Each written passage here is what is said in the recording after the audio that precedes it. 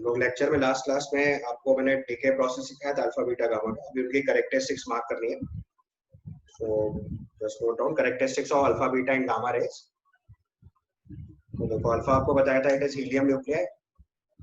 तो helium nuclei के पास दो पॉजिटिव चार्ज होगा। बीटा जो है वो इलेक्ट्रॉन होता है तो उसका एक इलेक्ट्रॉन के बराबर का चार्ज होगा, और गामा डीके जो इलेक्ट्रोमैग्नेटिक रेडिएशन होता है तो न्यूट्रल होगा। मास चेक करेंगे तो हीलियम न्यूक्लियस के पास दो प्रोटॉन दो न्यूट्रॉन का मास होगा। न्यूट्रॉन का मास ऑलमोस्ट इक्वल टू प्रोटॉन होता है, तो 4 टाइम्स मास ऑफ प्रोटॉन भी ले सकते हैं आप हीलियम के लिए। और इलेक्ट्रॉन का मास 9.1 × 10⁻31 kg डायरेक्ट पता है आपको। तो हमारे इलेक्ट्रोमैग्नेटिक रेडिएशन है तो उसका रेस्ट मास तो जीरो होगा, मूविंग मास आप निकाल सकते हैं जैसे हम लोग इलेक्ट्रोमैग्नेटिक रेडिएशन का मास निकालते हैं। ठीक है, इसके बाद स्पेसिफिक चार्ज देखेंगे तो specific charge is charge by mass Q/m। तो इलेक्ट्रॉन का तो आपको डायरेक्ट पता है कैथोड रे से 1.75 × 10⁻11 कूलम्स पर केजी। अल्फा के लिए निकालेंगे तो ये 4.79 × 10⁻7 आएगा। और इलेक्ट्रोमैग्नेट गामा रे जो है वो इलेक्ट्रिकली न्यूट्रल होता है तो उस पर कोई चार्ज नहीं आएगा। इसके बाद इस फेनोमेनन को एक्सप्लेन करने के लिए अल्फा रेस को टनल इफेक्ट से डिटेक्ट किया गया था। बीटा रे को हम लोग न्यूट्रिनो हाइपोथेसिस से निकालते हैं। और गामा रेज जो होता है that is transition of nuclei into the ground state energy level after alpha and beta DK. जब अल्फा और बीटा डीके हो जाता है तो उसके बाद जो एनर्जी डिसबैलेंस होती है उसको बैलेंस करने के लिए गामा डीके होता है। तो अल्फा और बीटा डीके के बाद गामा डीके पॉसिबल है। अल्फा और बीटा डीके में अगर अल्फा डीके है तो साथ में गामा हो सकता है, बीटा डीके है तो साथ में गामा हो सकता है, बट अल्फा और बीटा एक साथ नहीं होते। उसका इलेक्ट्रिक फील्ड का या मैग्नेटिक फील्ड का इफेक्ट देखोगे तो अल्फा पे पॉजिटिव चार्ज है, बीटा पे नेगेटिव चार्ज है, तो दोनों इलेक्ट्रिक फील्ड और मैग्नेटिक फील्ड दोनों पे डिफ्लेक्ट होंगे। बट अगर डिफ्लेक्शन नोटिस करोगे तो बीटा का मास कम है तो बीटा का डिफ्लेक्शन अल्फा से ज्यादा होगा एक बार, और बीटा जो है वो पॉजिटिव प्लेट की तरफ जाएगा और अल्फा जो है वो नेगेटिव प्लेट की तरफ जाएगा। ठीक, next property is penetration power. Penetration power का मतलब होता है कितनी मोटी शीट क्रॉस कर सकते हैं। तो जिसके पास स्पीड ज्यादा होगी उसकी पेनिट्रेशन पावर हायर होगी।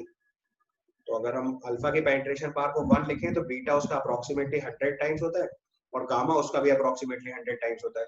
तो penetration power of alpha is 1, let's say अगर वो 1 mm शीट क्रॉस कर रहा है तो बीटा लगभग 100 mm शीट क्रॉस कर जाएगा और गामा लगभग 10,000 mm की शीट क्रॉस कर जाएगा। It's relative.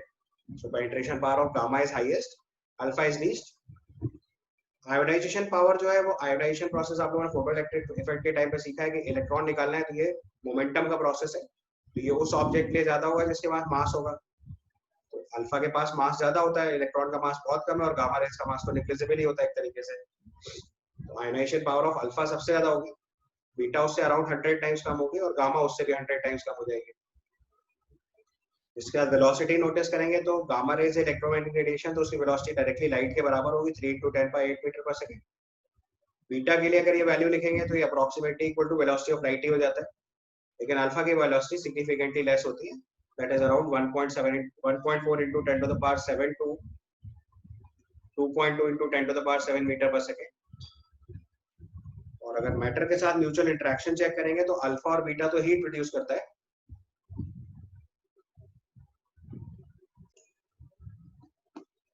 अगर मैटर के साथ म्यूचुअल इंटरेक्शन चेक करोगे तो अल्फा और बीटा के केस में तो जैसे ही मेटल से स्ट्राइक करेगा तो वहां हीट प्रोड्यूस हो जाती है, जबकि गामा रेज के केस में फोटोइलेक्ट्रिक इफेक्ट नोटिस में आता है।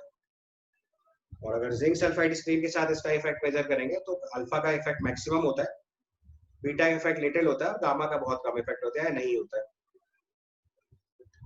ठीक है, इसके बाद अल्फा बीटा गामा रेज को अगर हम फोटोग्राफिक प्लेट पे स्ट्राइक कराएंगे तो ल्यूमिनेंस प्रोड्यूस होती है। बाकी इलेक्ट्रॉन प्रोटॉन के मास और चार्ज आपको अच्छे से पता है, ये आपने नोट कर दिया। सर अल्फा बीटा साथ में क्यों नहीं एमिट होते? अल्फा और बीटा में एक्चुअली में अलग अलग प्रोसेस है ना। अल्फा मतलब 2 प्रोटॉन 2 न्यूट्रॉन बाहर निकल रहे हैं। अभी जब एक्टिविटी बताएंगे ना कैसे डिके होता है तब आपको समझ आ जाएगा ठीक से, क्योंकि मैंने लिखा ना कि गामा जो है वो एनर्जी बैलेंस के लिए है, तो एक बार अल्फा डिके एक बार बीटा डिके, तो दोनों डिके होने का प्रोसेस अलग अलग है, तो समझाऊंगा कैसे होता है। तो हमने अगर एक रेडियो एक्टिव सब्सटेंस लिया तो जो गामा डिके है वो तो बिना डिफ्लेक्शन के जाएगा। इधर मान लो नेगेटिव पोलैरिटी अप्लाई कर रखी है, इधर पॉजिटिव पोलैरिटी अप्लाई कर रखी है, तो गामा रे तो बिना डिफ्लेक्शन के निकलेगा। तो इलेक्ट्रॉन है बीटा डिके वो पॉजिटिव प्लेट की तरफ जाएगा और उसका एंगल ऑफ डेविएशन ज्यादा होगा एज कंपेयर टू अल्फा, क्योंकि अल्फा का मास जो है वो बीटा से बहुत ज्यादा होता है। ये ऐसे आएगा। ये आपका अल्फा डिके। ध्यान रखना है कि जो angle of deflection of alpha होता है वो हायर होता है, angle of deflection of beta जो है वो हायर देन अल्फा होता है। ये अल्फा डिके, ये बीटा डिके, ये गामा डिके, ये आपका रेडियोएक्टिव सब्सटेंस है।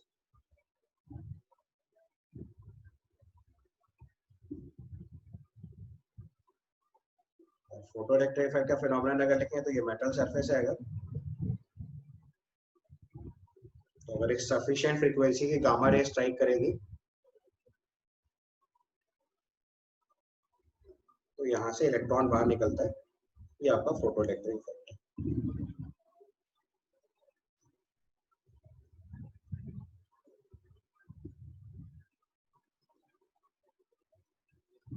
ठीक है, ये सबसे पहले आपको अल्फा बीटा गामा की कॉमन कैरेक्टरिस्टिक्स जो है वो पहले समझ लेनी है।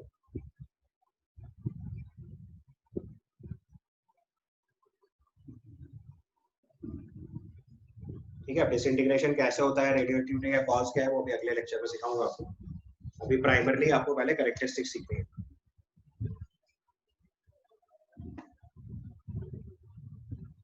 मेनली पेनिट्रेशन पावर, जो क्वेश्चन वाले प्रोसेस में बता दे रहा हूँ, पेनिट्रेशन पावर, आयोनाइजेशन पावर का ऑर्डर वैल्यू भले ही मत आप याद रखो, पेनिट्रेशन पावर गामा की सबसे ज्यादा, आयोनाइजेशन पावर अल्फा की सबसे ज्यादा, और effect of zinc sulphide screen, ये तीन बातें आपको कम से कम प्लान करके रखनी है।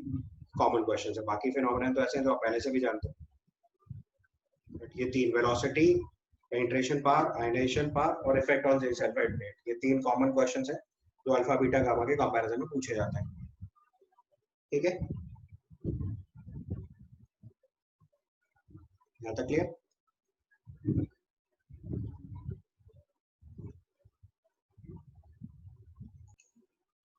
उसके बाद एक लॉ आता है, इसको बोलते हैं ग्रुप डिस्प्लेसमेंट लॉ। नेक्स्ट हम लिखेंगे group displacement law.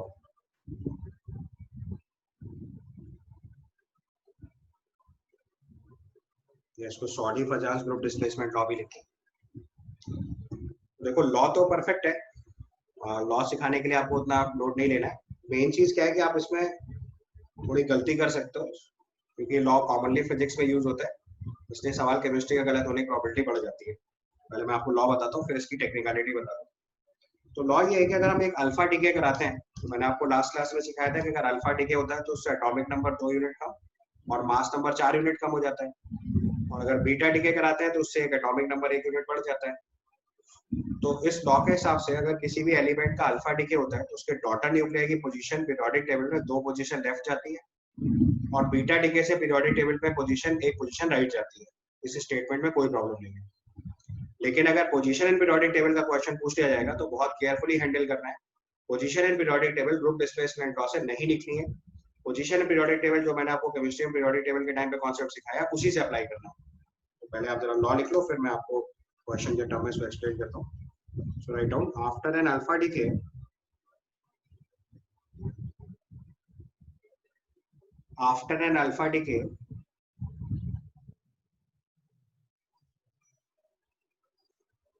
the daughter nuclei formed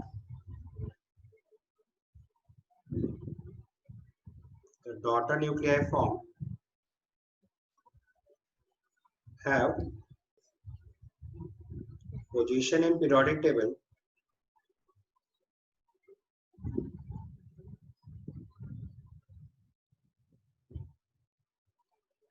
has 2 positions towards left with respect to parent nuclei. After an alpha decay, the daughter nuclei formed has position in periodic table as 2 positions towards left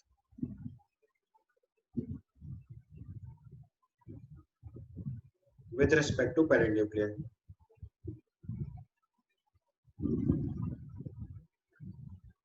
With respect to parent nuclei.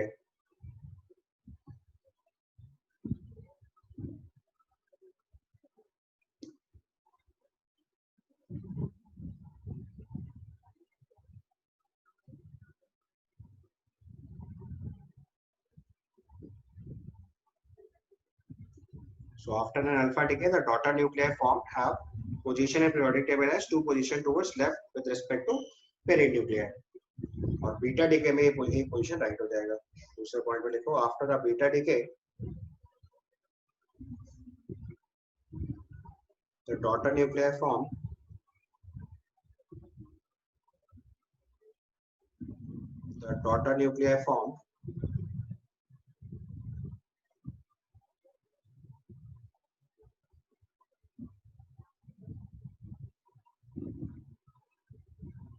have one position towards right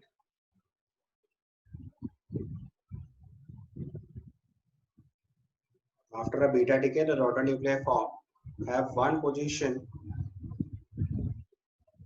towards right with respect to parent nuclei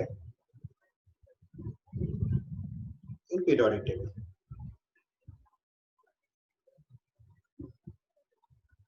तो यहां तक तो कोई दिक्कत नहीं है, law में तो कहीं कोई समस्या नहीं है। बट अगर आपने कभी भी गलती से इस लॉ के बेसिस पे पीरियोडिक टेबल में पोजीशन लिख दी ना, तो सवाल गलत होने की प्रोबेबिलिटी बढ़ जाती है। अब इस चीज को मैं आपको एग्जांपल से समझाता हूँ, तो आपको क्लिक करेगा। तो सबसे पहले जैसे मान लो हमने एक एलिमेंट लिया 92 यूरेनियम 236, इसमें से एक अल्फा डिके कराया, ये 90 थोरियम 232 बन गया। तो अब मैं अगर इसके लिए पीरियोडिक टेबल का सेक्शन बनाऊं, तो अगर यूरेनियम यहाँ पे है तो थोरियम इस जगह पे होगा। तो ग्राफ इसको अगर पीरियोडिक टेबल में पोजीशन देखो तो पोजीशन लेफ्ट है, ठीक है। लेकिन पीरियोडिक टेबल की पोजीशन को लेकर टेंशन है। तो अगर हम इसकी पोजीशन इन पीरियोडिक टेबल लिखेंगे तो दोनों के लिए सेम है। ये आपका 7th period 3rd group F block element है, और थोरियम भी आपका 7th पीरियड 3rd ग्रुप और F ब्लॉक एलिमेंट है।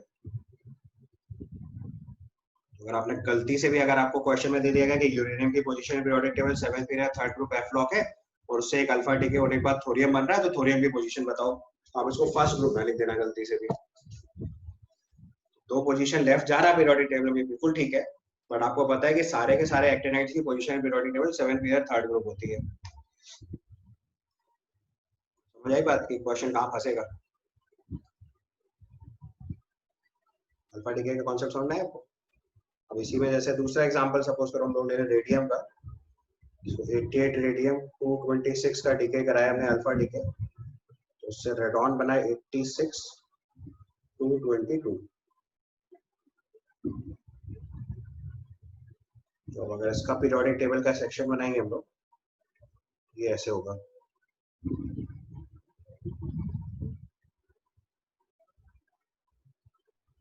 यहाँ रेडॉन होता है, इधर रेडियम होता है। पीरियोडिक टेबल के हिसाब से अगर पूरी स्ट्रेट लाइन मान ली जाए तो ये दो पोजीशन लेफ्ट गया है, हम लोग कैसे जाएंगे? ये 2 पोजीशन लेफ्ट ही हुआ।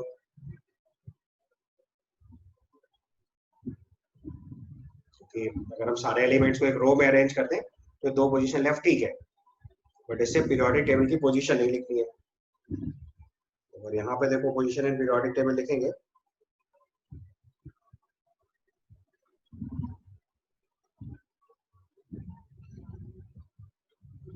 तो अगर यहाँ पे आप पोजीशन पीरियोडिक टेबल लिखोगे इसकी,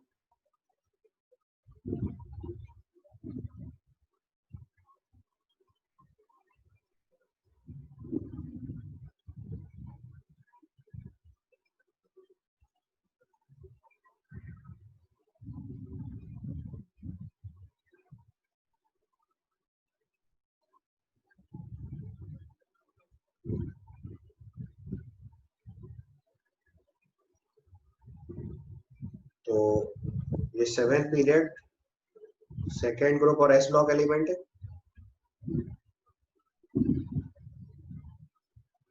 और जब रेडॉन में पहुंचेंगे तो ये 6th पीरियड हो जाएगा, 18th ग्रुप हो जाएगा और पी ब्लॉक एलिमेंट हो जाएगा।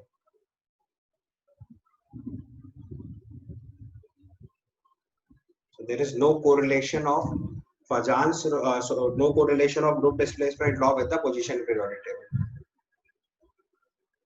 समझ आया कॉन्सेप्ट?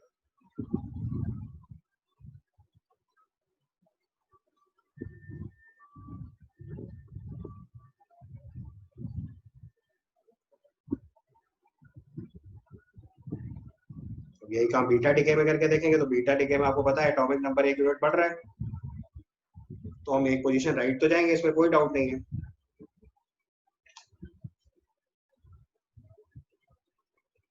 बट उसका फिर से पोजीशन पीरियोडिक टेबल से कोई रिलेशन नहीं होगा।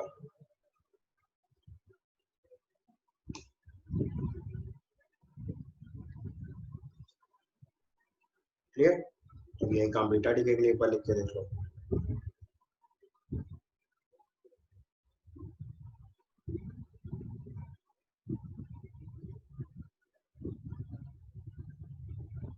हमने 93 नेपच्यूनियम लिखा और उससे एक बीटा डीके कराया, 92 यूरेनियम लिया और उससे एक बीटा डीके कराया,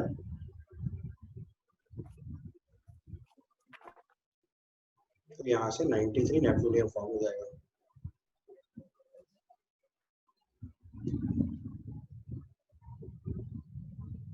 ठीक है,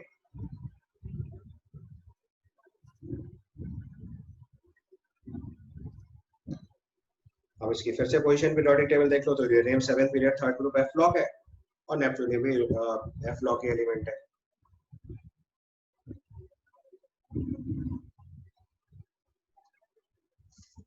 ठीक, क्लियर यहाँ तक? तो पोजीशन पीरियोडिक टेबल बस इससे डिसाइड नहीं करनी है, ये ध्यान रखना है बस। ठीक है भाई, तो आपको डीके समझ में आ गया? अगर अल्फा डीके होगा तो एक दो पोजीशन लेफ्ट, बीटा डीके तो एक पोजीशन राइट। डीके में कोई प्रॉब्लम नहीं है, बट इससे position in periodic table decide नहीं करना है। पोजीशन और पीरियोडिक टेबल आपको अपने पुराने पीरियोडिक टेबल के लॉ से करना है, ग्रुप डिस्प्लेसमेंट लॉ से ये चीज डिसाइड नहीं होती है। ठीक है, क्लियर है यहाँ तक? सर उल्टा सर ये जो डिफरेंस आ रहा है, मतलब हम लोग का ये लॉ कहीं कहीं गलत हो जाएगा अगर हम लोग ऐसे पोजीशन डिसाइड करें। सर ये गलत तो तभी होगा ना जब हम लोग एफ ब्लॉक एलिमेंट्स को डील करेंगे। हाँ मतलब, अब लेकिन वो चीज तुम हर बार कैसे सोचोगे, पॉइंट ये है ना। हाँ नहीं ये सही है वो ठीक है सर, लेकिन गलत तभी होगा ना जब हम लोग एफ ब्लॉक डील एफ करें। में नहीं, और भी तो जगह, वही आंसर आएगा। नहीं और भी जगह हो सकता है। जैसे मान लो हमारे पास डी ब्लॉक का एलिमेंट है और डीके होने के बाद वो एफ ब्लॉक में चला गया। भाई एक्टिनियम, अभी पीरियोडिक टेबल का सेक्शन देखो क्या होता है, ऐसे देखो, यहाँ पे एक्टिनियम होता है, एक्टिनियम के बाद 14 एलिमेंट यहाँ होते हैं और एक एलिमेंट यहाँ पे। तो मान लो यहाँ वाले एलिमेंट का अल्फा डीके करा रहे हो तो आप ये बनाओगे ना, और यहाँ वाले का अल्फा डीके कराओगे तो नीचे चला जाएगा, तो आपको इधर नहीं आना है। Yes sir. वो मतलब बहुत सारी जगहों पे दिक्कत है, उसको ऐसे इतनी आसानी से नहीं समझा सकते। तो सिंपल तरीका ये है कि ग्रुप डिस्प्लेसमेंट लो अपनी जगह लिखो और position periodic table properly solve करके जो आता है वो लिखो। पोजीशन पीरियोडिक टेबल को ग्रुप डिस्प्लेसमेंट लॉ से करो ही मत, क्योंकि मैंने आपसे बोला न्यूक्लियर केमिस्ट्री एडवांस लेवल पे आना है, मेन लेवल पे सब आना ही नहीं है, तो इसमें कोई टेंशन लेने की जरूरत नहीं है। एडवांस लेवल पे आएगा तो जनरली आदमी ऐसा सवाल बनाएगा कि तुम फंस जाओ, तो वो वहीं के लिए प्रिकॉशन बता रहा हूँ आपको, एकदम केयरफुल, बिल्कुल अटेंटिव रहना। ठीक है, क्योंकि ये सेगमेंट एडवांस लेवल पे आना है, nuclear chemistry majorly advance level का क्वेश्चन है, इसलिए इसको बहुत केयरफुली डील कर लीजिए। अब देखो अगला केस लिख रहे हैं, नंबर ऑफ, अब ये पोर्शन ऑल्दो फिजिक्स में बोर्ड्स में भी आता है, number of alpha and beta decay in a radioactive decay process.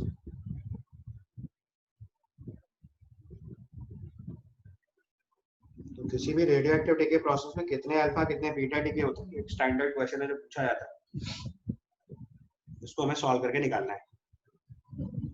ठीक है, सो लेट मी स्टार्ट। हमारे पास 92 यूरेनियम 236 है और इससे डिसइंटीग्रेट करा के हमने लेड 208 बना दिया। ठीक है, क्वेश्चन से ही सिखा रहा हूँ आपको, ये डिसइंटीग्रेशन है, इसमें आपको बताना है number of alpha and beta decay, find number of alpha and beta DK.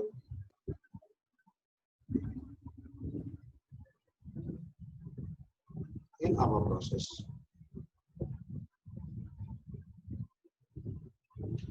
ठीक है। तो इस तरह के क्वेश्चन को डील करने का कॉन्सेप्ट ये है कि जो अल्फा डिके है उससे मास नंबर में भी चेंज होता है, एटॉमिक नंबर में भी चेंज होता है, लेकिन बीटा डिके से आपके एटॉमिक नंबर में चेंज, बीटा डिके से केवल एटॉमिक नंबर में चेंज होता है, मास नंबर में चेंज नहीं होता है। इसका मतलब जितना भी चेंज मास नंबर में आया वो बिकॉज ऑफ अल्फा होता है, और अल्फा से जो एटॉमिक नंबर चेंज होता है, मास नंबर चेंज होता है, वो 4 यूनिट चेंज होता है। तो अल्फा तो डायरेक्टली कैसे निकलेगा, 236 माइनस 208, जितना भी मास नंबर चेंज हुआ है वो एक अल्फा में से 4 यूनिट चेंज हुआ है, तो total number of alpha units निकाल दोगे। ये आपका सबसे पहला प्रोसेस हुआ अल्फा डीके। अल्फा डीके निकालने का सबसे सिंपल तरीका, मास नंबर का जो डिफरेंस आ रहा है उसको 4 से डिवाइड कर दो, तो आपको पता चल गया ये 7 अल्फा है। अब यहीं से अगर नंबर ऑफ बीटा डीके निकालेंगे, तो बीटा डीके जो होता है वो एटॉमिक नंबर की वजह से, एटॉमिक नंबर के चेंज से निकालना पड़ेगा, but atomic number alpha decay से भी होता है। तो उसको डील करने का तरीका ये है कि पहले जो अल्फा डीके हो रहा है उसको लिख लो।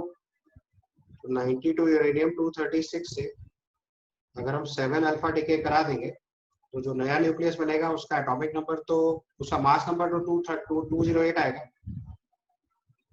एटॉमिक नंबर कितना आएगा वो निकालना है।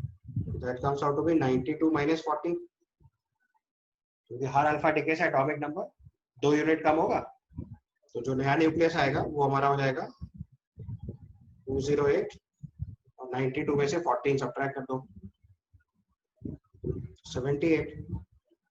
अब इससे बीटा डीके होने के बाद जो नई न्यूक्लियस बनेगी वो होगी 82 लेट 206 208। तो देखो मास नंबर में तो कोई चेंज आता नहीं है बीटा डीके से, एटॉमिक नंबर इंक्रीज करता है। तो एटॉमिक नंबर देखो कहां से कहां इंक्रीज किया है, 78 से 82, और हर बीटा डीके से 1 यूनिट इंक्रीज करेगा, तो नंबर ऑफ बीटा डीके कितने आ जाएंगे, 82 माइनस 78 मींस 4। एक बार पूरा कॉन्सेप्ट देख लो, डाउट है तो बताओ। क्लियर है यहाँ तक? अब इसी को जनरलाइज करके सॉल्व कर लो, क्योंकि क्वेश्चन जनरलाइज फॉर्म में क्लियर होना चाहिए। तो मैंने पहले आपको एग्जांपल से सिखाया, अब इसी चीज को जनरलाइज करके सॉल्व कर लो। नेक्स्ट क्वेश्चन में एक एलिमेंट लिख लो x, atomic number z, mass number a, और इससे दूसरा एलिमेंट बना रहे हैं y, atomic number q, mass number q। इस प्रोसेस में आपको number of alpha and beta DK बताना है।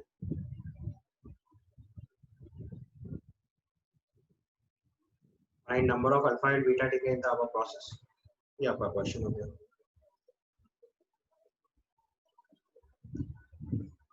पहले तो मैंने आपको वैल्यू के साथ सिखाया, अब इसको जनरलाइज करके सॉल्व कर लो। लॉजिक आपको समझ में आ रहा है? अगर हमें नंबर ऑफ अल्फा निकालना है तो मास नंबर का डिफरेंस लिखेंगे, that is q minus a minus q by 4। तो मास नंबर में जो भी डिक्रीज आया वो एक अल्फा में से 4 यूनिट आता है, तो नंबर ऑफ अल्फा हो गया a minus q by 4। Direct beta decay के लिए क्या करते हैं कि पहले एक नया न्यूक्लियस बनता है जिसका एटॉमिक नंबर निकालना पड़ता है। तो ZXA से अल्फा डीके होने के बाद एक नया न्यूक्लियस बना, लेट से R, उसका मास नंबर तो Q बन जाएगा, एटॉमिक नंबर निकालना पड़ेगा, तो एटॉमिक नंबर कितना आएगा, Z minus 2 times A minus Q by 4, इसका एटॉमिक नंबर होगा। और फाइनली जो एलिमेंट बनना है वो बन रहा है PQ। तो इन दोनों का जो एटॉमिक नंबर का डिफरेंस होता है वो नंबर ऑफ बीटा डीके होता है। समझ आया टेक्निक? तो यहाँ से अगर नंबर ऑफ बीटा डीके लिखेंगे, that comes out to be P minus Z minus 2 times A minus Q by 4। थोड़ा सिंप्लीफाई करोगे तो आ जाएगा P minus Z plus A minus Q by 2।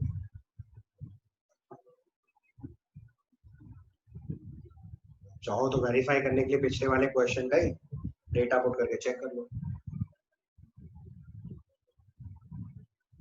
Clear हो जाएगा। तो फिर अगला क्वेश्चन स्टार्ट करते हैं। Next title, radioactive disintegration series. Radioactive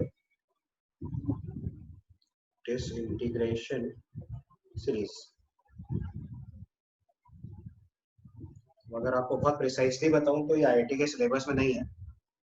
अगर आप जेईई एडवांस का सिलेबस पढ़ोगे तो उसमें साफ साफ लिखा होता है radioactive disintegration series excluded.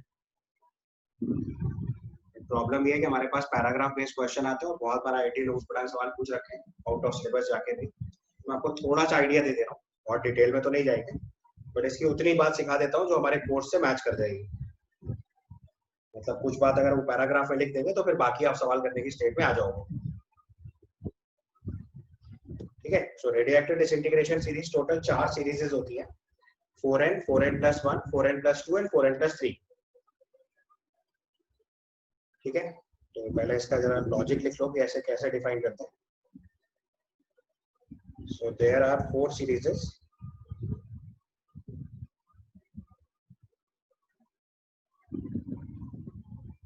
(4n, 4n+1, 4n+2 and 4n+3 series.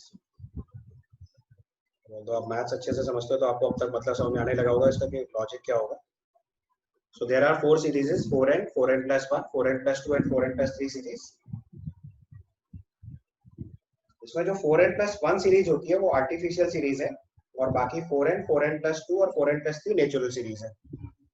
एक पॉइंट ये भी लिख लो, 4n+1 series is artificial series.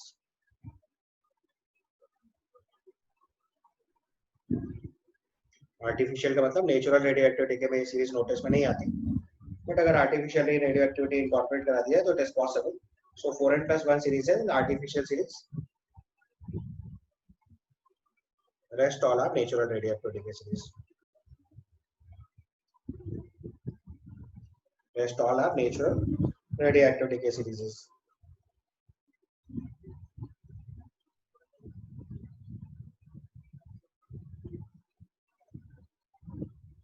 ठीक है, अब अगर आपको ये डिसाइड करना है कि कोई भी मेंबर किस सीरीज का, कोई भी एलिमेंट किस सीरीज का मेंबर है, तो उसका लॉजिक ये होता है कि आप मास नंबर ऑफ न्यूक्लियाई लो और उसको 4 से डिवाइड कर दो। ठीक है, तो उसके 4 आउटकम आ सकते हैं, रिमाइंडर 0, 1, 2, 3, बस उसी से सीरीज डिसाइड हो जाएगी। यहाँ से डिवीजन करने के बाद जो आपका रिमाइंडर आएगा,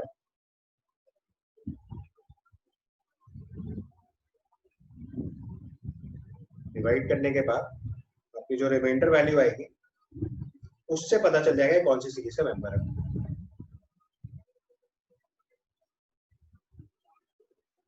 रिमाइंडर क्या आ रहा है इससे पता चलेगा सीरीज का टाइप।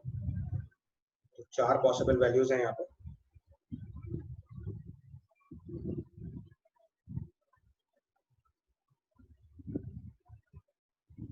रिमाइंडर 0 हुआ तो ये 4n सीरीज होगी,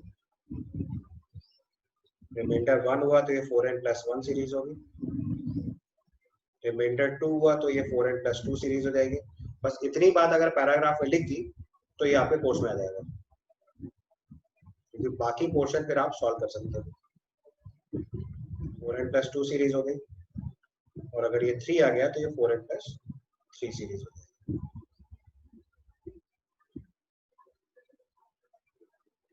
तो आप समझ सकते हैं कि इतनी बात के लिए आईटी वाले सवाल छोड़ देंगे ऐसी कोई गारंटी नहीं। ये वो बात है जो कोर्स में नहीं थी, लेकिन इतनी सीधी है कि आप बहुत आसानी से समझ सकते हो। तो इतनी बात अगर पैराग्राफ में लिख दी तो आपको सवाल करना पड़ सकता है।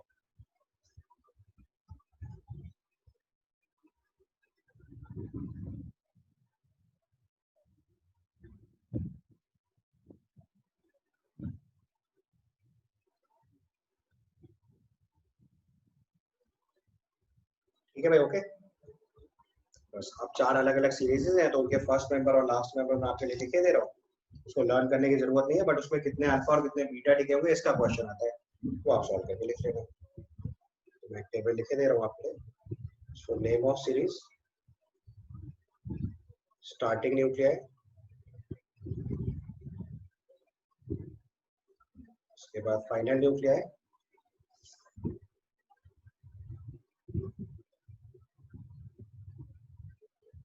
Number of alpha decay,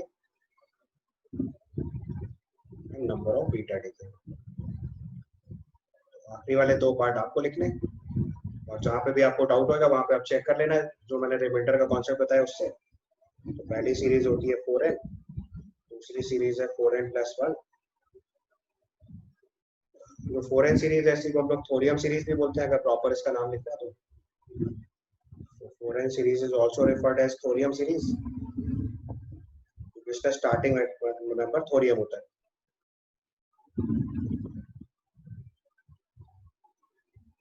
second series है 4n+1, इसको नेप्टूनियम सीरीज बोलते हैं।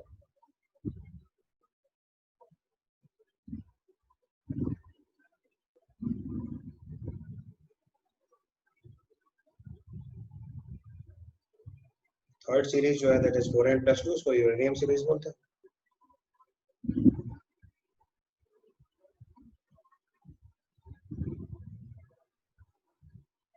And the fourth series is 4n+3, इसको एक्टिनियम सीरीज बोलते हैं।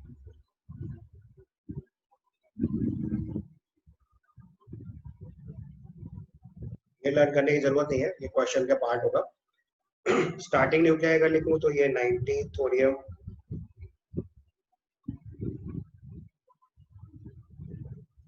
232, आप मास नंबर देखो 4 से डिवाइड करके देखो 0 रिमाइंडर आएगा, तो उससे पता चल जाता है किस सीरीज का मेंबर है। अगर कहीं पे भी कोई रैंडम न्यूक्लियाई लिख के दे दिया गया और पूछा गया किस सीरीज का मेंबर है तो सिंपली 4 से डिवाइड करके रिमाइंडर चेक करना है। So 90 thorium 232 is 4n series starting member and 82 lead 208 is final nuclei.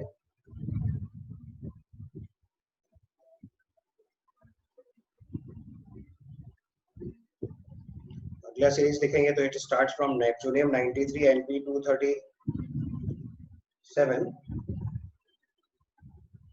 and it ends up at 83 bismuth 209. केवल यही एक सीरीज है जो बिस्मथ पे टर्मिनेट होती है, बाकी सारी सीरीजेस लेड पे टर्मिनेट होती है क्योंकि आर्टिफिशियल रेडियोएक्टिव डीके प्रोसेस है, सारे नेचुरल रेडियोएक्टिव डीके प्रोसेस में लेड बनता है। इसीलिए आपको याद होगा मैंने जब रॉक डेटिंग का कॉन्सेप्ट बताया था तो आपको बताया था सारे केस में लेड ही चेक किया जाता है। अगली सीरीज जो है वो 92 यूरेनियम 238 है, आप 4 से डिवाइड करके देखो रिमाइंडर 2 आएगा और उसका लास्ट मेंबर आएगा 82 लेड 206।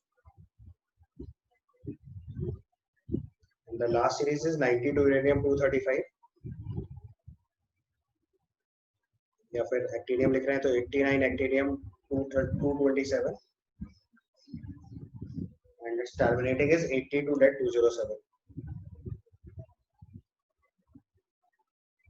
तो अगर आपको सीरीज का नाम याद है तो आप आसानी से बता सकते हो थोरियम नेप्टूनियम यूरेनियम एंड एक्टिनियम, तो स्टार्टिंग मेंबर पता चल जाएगा। लास्ट मेंबर की बात करनी है तो केवल 4n+1 सीरीज में बिस्मथ आता है, बाकी सब में लेड है।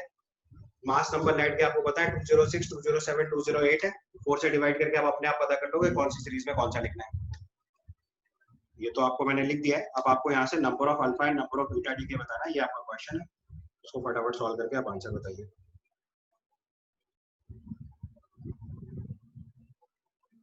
हर सीरीज में कितने अल्फा कितने बीटा और कितने गामा डीके हो रहे हैं, this you have to find out with the above technique जो मैंने आपको अभी सिखाई, इसको सॉल्व करके देख लीजिए एक बार जल्दी से।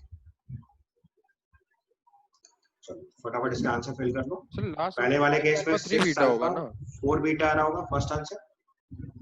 दूसरे वाले केस में आपने निकाला होगा तो ये आ रहा होगा 7 अल्फा 4 बीटा।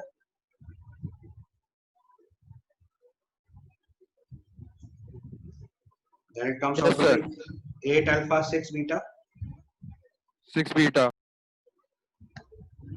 लास्ट वाले 5 अल्फा 3 बीटा।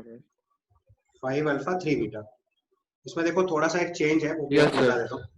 एक्चुअली में क्या है, इसको एक्टिनियम सीरीज लिखते हैं तो हम लोग यहाँ पे एक्टिनियम लिखते हैं, बट जो उसका स्टार्टिंग मेंबर एक्चुअली में होता है वो 92 यूरेनियम 235 होता है। क्योंकि 2 यूरेनियम के मेंबर्स हैं तो उसके सीरीज का नाम बदल दिया जाता है, बट अगर इसका स्टार्टिंग नंबर यूरेनियम 235 लेंगे आप,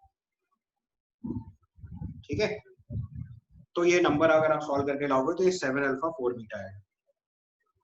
ये चीज अलग से स्पेसिफाई कर लो, क्वेश्चन दोनों तरीके से आ सकता है। 4n+3 का अगर स्टार्टिंग मेंबर जो है वो एक्चुअली में यूरेनियम से स्टार्ट होती है, ये डिसइंटीग्रेट होते हुए एक्टिनियम तक जाती है, तो उसका स्टार्टिंग मेंबर एक्टिनियम भी लिख देते हैं या कभी-कभी यूरेनियम लिख देते हैं। तो जो एक्चुअल स्टार्टिंग पॉइंट है वो 92 यूरेनियम 235 होता है, बट सीरीज का नाम एक्टिनियम है तो इसलिए मैंने स्टार्टिंग मेंबर एक्टिनियम लिखा हुआ है। ये चीज चाहो तो अलग से हाईलाइट कर लो, बट वो चूंकि डिसइंटीग्रेशन सीरीज अपने कोर्स में नहीं है तो इस तरह की टेक्निकल बातें नहीं पूछी जा सकती, तो वो क्वेश्चन में ध्यान देना, अगर एक्टिनियम से दिया होगा तो 5 और 3 लिखना है, और यूरेनियम से दिया होगा तो 7 और 4 लिखना है। ठीक है, क्लियर यहाँ तक? चलो इसके बाद अगला पोर्शन लिखेंगे न्यूक्लियर रिएक्शन।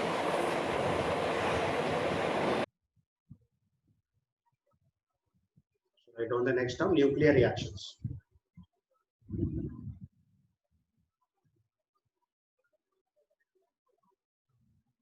सर हाँ बेटा। तो ये जो ये मतलब हम लोगों ने सीरीज लिखी है, ये एक्चुअली में सीरीज वो डिसइंटीग्रेशन के टाइप की सीरीज है ना, कि ऐसे ऐसे टाइप के डिसइंटीग्रेशंस होते हैं? हाँ, एक्चुअली में रेडियो एक्टिव डिके प्रोसेस जो नेचुरली ऑब्जर्व होता है वो 4n 4n+2 या 4n+3 सीरीज के मिलते हैं, अलग अलग मेंबर्स हैं, वो पूरी डिसइंटीग्रेशन की एक सीरीज होती है। बट चूंकि वो अपने कोर्स में नहीं है इसलिए मैं उस पार्ट पे नहीं जा रहा हूँ। अदरवाइज पूरी एक सीरीज होती है कि थोड़ियम से क्या बनेगा, फिर उससे क्या बनेगा, फिर उससे क्या बनेगा, लास्ट में जाके लेड बनेगा। उसके मल्टीपल स्टेप्स हैं, कई जगह पे सीरीज काइनेटिक्स लगेगी, कई जगह पैरेलल काइनेटिक्स लगेगी, तो ऐसे बहुत सारे स्टेप्स लगेंगे।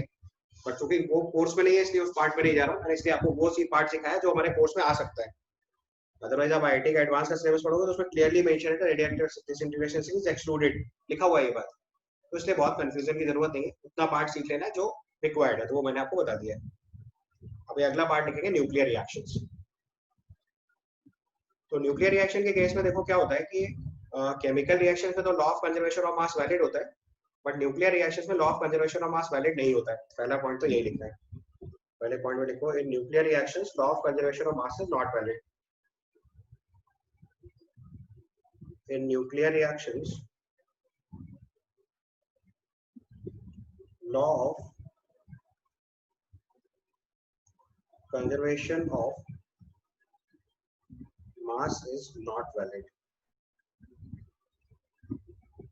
as in such reactions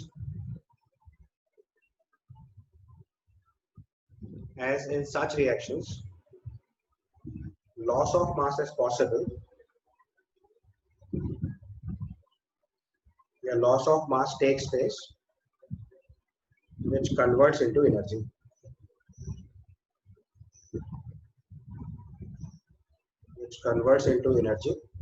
By equation E is equal to mc square. ठीक है,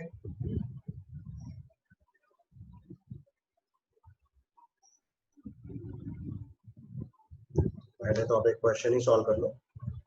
calculate energy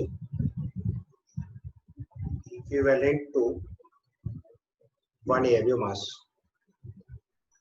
Calculate energy equivalent to 1 AMU mass. 1 AMU mass के करस्पॉन्डिंग जितनी एनर्जी होती है वो आपको निकाल के बताना है।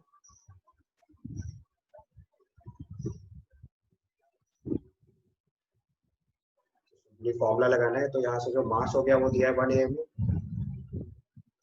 which can be written as 1 upon Na grams और 10 to the power minus 3 by Na kg।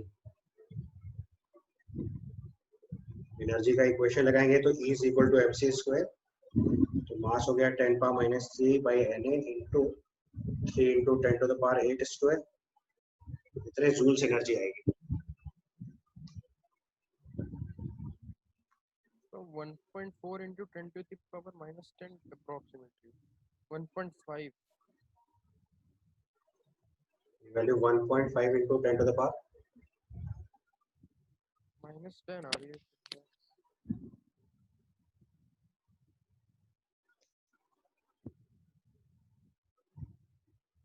तो एमयू को सीधे 1.6 into 10 power minus 27 10 power minus 10 joules के आसपास आएगा।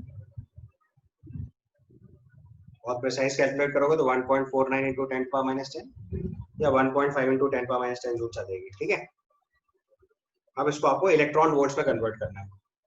सो you know 1 electron volt is equal to 1.6 into 10 to the power minus 19 joules. तो आपको इसी एनर्जी को इलेक्ट्रॉन वोल्ट में कन्वर्ट करना है।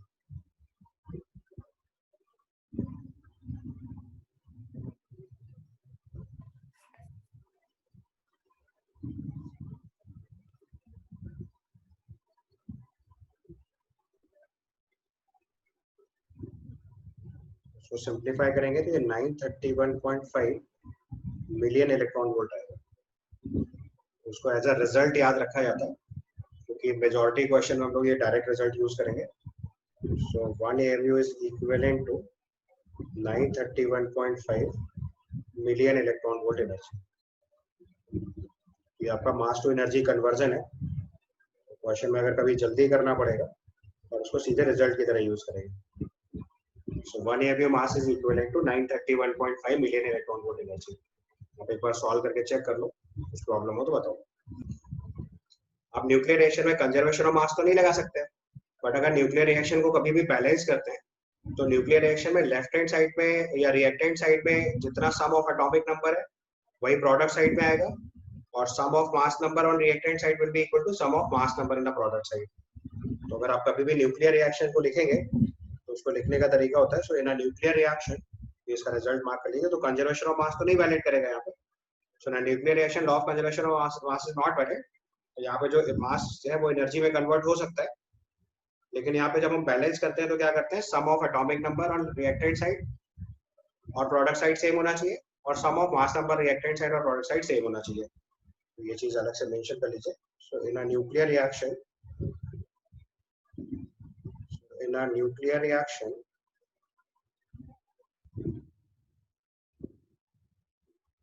sum of atomic number of reactants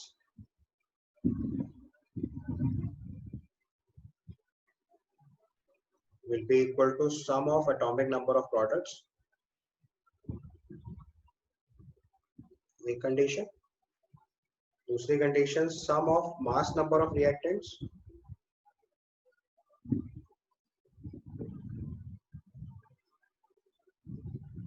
will be equal to sum of mass number of products.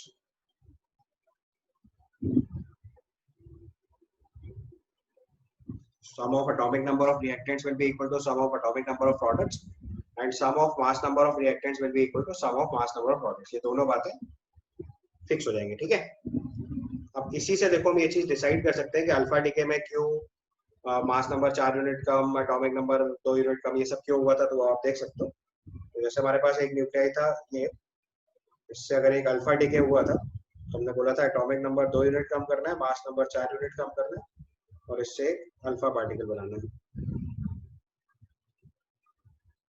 तो आप देखो अगर इसकी बैलेंसिंग चेक करोगे कभी भी तो sum of atomic number on left hand side लिखोगे तो Z है, राइट हैंड साइड में देखो एटॉमिक नंबर का सम अगर लिखेंगे तो वो भी देखो Z आ रहा है,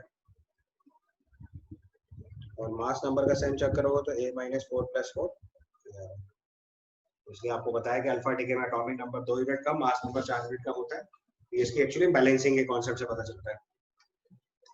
ये चीज अगर बीटा डीके में चेक करोगे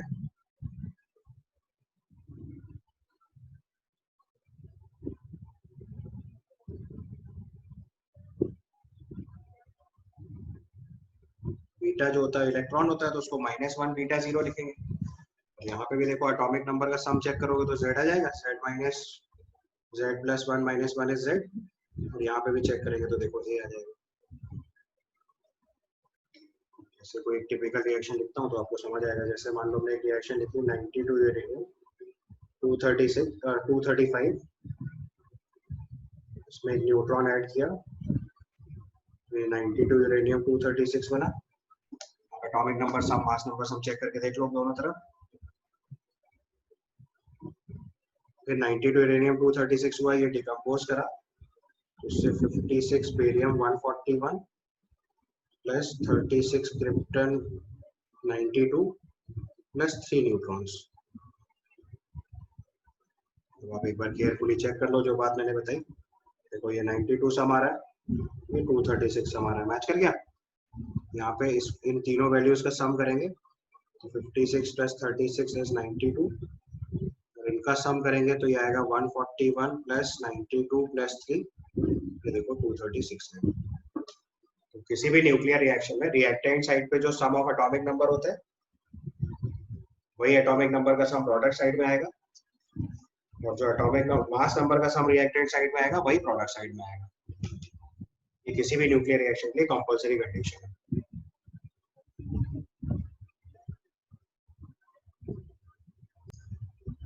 अब अब न्यूक्लियर रिएक्शन में एटॉमिक नंबर का सम और मास नंबर के सम बैलेंस होने दोनों साइड में, तो उसका मतलब इक्वेशन को कभी भी बैलेंस करके लिख सकते हैं। तो सिर्फ हमारे लिए इंपॉर्टेंट क्या है कि कौन सा सब्सटेंस एब्जॉर्ब हो रहा है और कौन सा इमिट हो रहा है, तो उसका एक शॉर्टकट होता है लिखने का। तो there is one more technique to write a nuclear reaction, वो मैं आपको एग्जांपल से समझा रहा हूँ।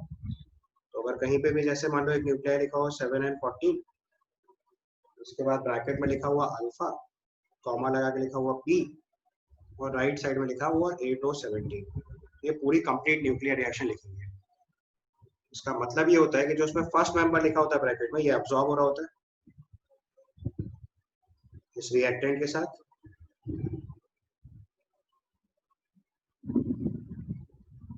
जो सेकंड मेंबर लिखा होता है ये इमिट हो रहा होता है इस प्रोडक्ट के साथ।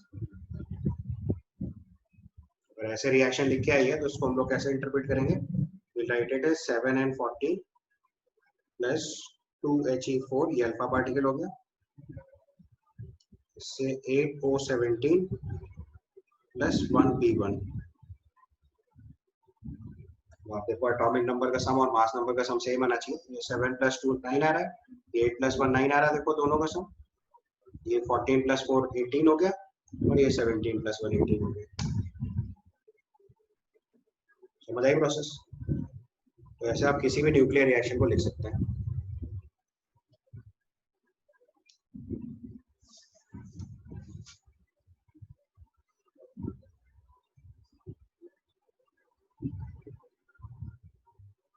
जैसे इसका एक और एग्जांपल लिखूं आपके लिए,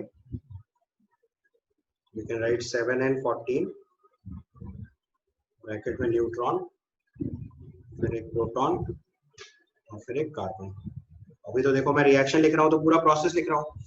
अभी इसी में किसी को भी अननोन कर सकते हैं, कोई भी एक जगह ब्लैंक लिख देंगे तो आप बैलेंसिंग से उसको फाइंड आउट कर लोगे कि कौन सा सब्सटेंस होना चाहिए था वहां पे। जैसे देखो इस इक्वेशन लिखेंगे तो आएगा 7 and 14 plus 0 and 1 6C14 plus 1P1, ये एब्जॉर्ब होगा और ये इमिट होगा। ये लिखने का मतलब तरीका है। तो जो पहला मेंबर लिखा होता है वो एब्जॉर्ब होता है, जो सेकंड मेंबर लिखा होता है वो इमिट होता है। तो आप फिर से चाहो तो sum of atomic number mass number check करो। ये देखो 7 आ रहा है, ये भी 7 आ रहा है, ये 15 आ रहा है, ये 15। समझ में आई बात? एक एग्जांपल अपने आप करके देख लो तो समझ आ जाएगा।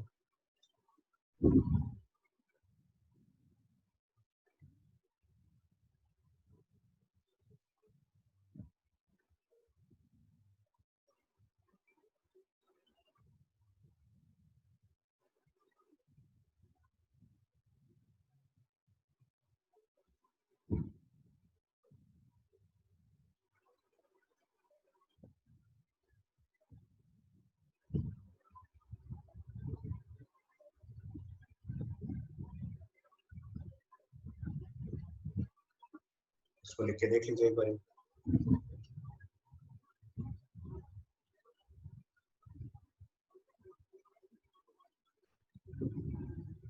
अगर और प्रिसाइज लिखो तो इसको 10,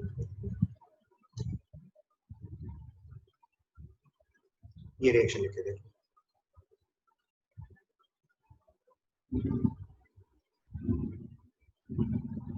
फिर से सेम लॉजिक से ये एब्जॉर्ब होगा और ये इमिट होगा। इस रिएक्शन को लिखेंगे तो 5B11 plus 2He4, इससे बनेगा 7 and 14 plus 0 and 9। Atomic number और मास नंबर का सम चेक करोगे तो इधर भी देखो 15 आ रहा है, ये भी 15 आएगा, ये भी 7 आ रहा है। तो इनमें से कोई भी एक वेरिएबल बनाकर क्वेश्चन सेट कर सकते हैं।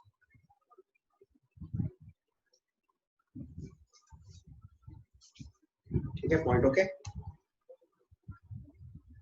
So will stop here. Homework मैं आपका शेयर करूंगा आपके साथ, उसको सॉल्व करिएगा। इसके आगे का पोर्शन अगले क्लास में कंटिन्यू करेंगे।